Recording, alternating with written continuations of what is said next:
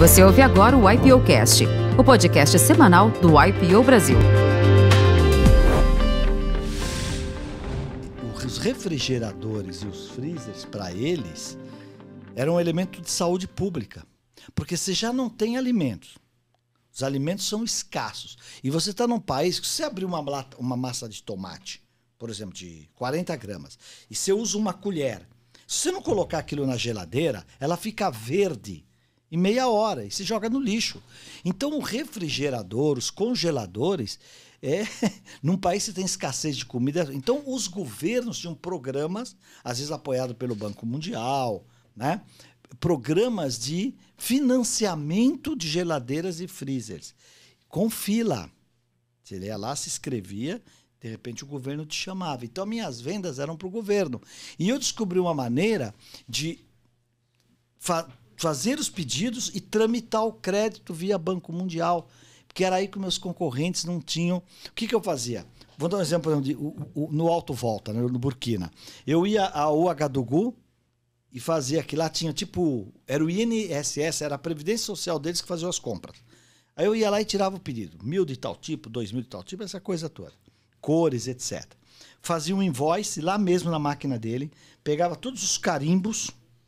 Aí eu pegava um voo para Bobo de Laçô, que lá tem duas capitais, o Ouagadougou e Bobo de Laçô. Por quê? Porque o Banco Central está em Bobo de Laçô. Se eu pegasse o pedido e voltasse, o crédito nunca chegava, porque essa dotação era trimestral.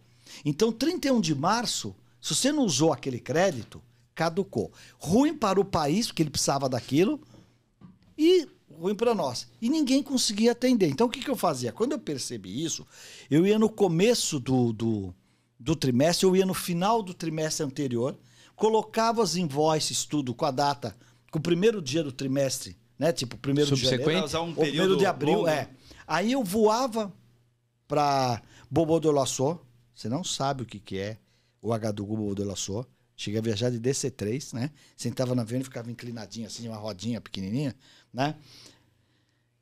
Eu ia para Bobo de Laçô. Lá, no Banco Central, pegava todas as documentações que eles iam mandar lá pelo malote ou sei lá o quê, mas eles me davam uma cópia original. Então, o que eu fazia? Em vez de eu voltar, porque às vezes eu ia para a África via Abidjan, nossa querida Varig, que eu falei hoje aqui de TAP, né? Essas companhiazinhas que a gente tem no Brasil. Cara, que saudades da Varig. Descia em Abidjan, né? Maravilhoso. Imagina, Varig, fui pro Japão com a Varig, para a Austrália com a Varig. Gente, hoje não tem mais companhia aérea nacional e internacional. Voa para onde? Ou você tem destinos internacionais puramente, ou alianças, né? Hoje são alianças. São alianças, Então, a única que mais internacional é a Latam, que é chilena, né? Eles falam que é chilena e brasileira, mas é controle chileno.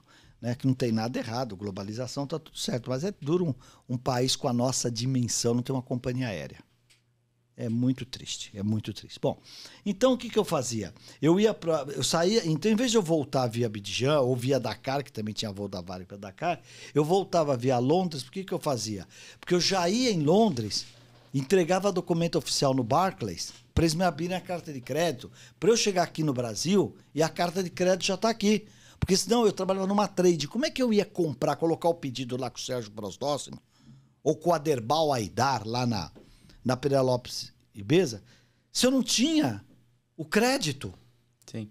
Então o que acontecia? Vencia os créditos, embarcava. O país ficava sem os refrigeradores, a população deixava de receber, e a gente deixava. Vocês não vendiam. Quando eu descobri esse circuito, é o que eu fazia. Eu ia lá, tirava os pedidos, passava no Banco Central, ia em Londres, vinha com tudo carimbadinho, bonitinho, só esperava aqui o banco correspondente informar e aí eu conseguia, dentro do trimestre, produzir e embarcar com conhecimento de embarque, não além, por exemplo, de 31 de março, fosse no primeiro trimestre.